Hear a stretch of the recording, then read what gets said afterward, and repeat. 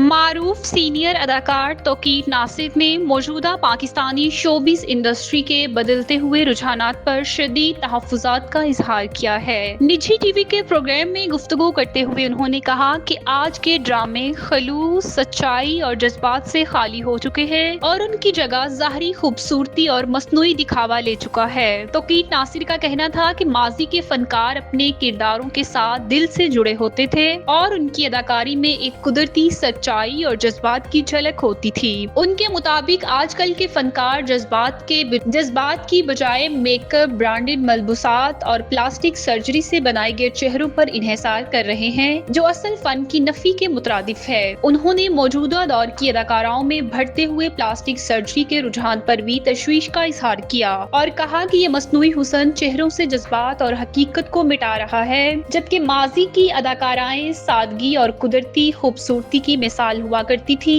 توقیر ناصر نے ہدایت کاروں کے کام کے انداز پر بھی سوال اٹھاتے ہوئے کہا کہ ماضی کے ڈائریکٹر سیٹ پر فنکاروں کی رہنمائی کرتے، کردار کو سمجھاتے اور اداکاری میں بہتری کے لیے تعاون فراہم کرتے تھے، لیکن آج زیادہ تر ہدایت کار صرف مانیٹر پر بیٹھ کر کام دیکھتے ہیں۔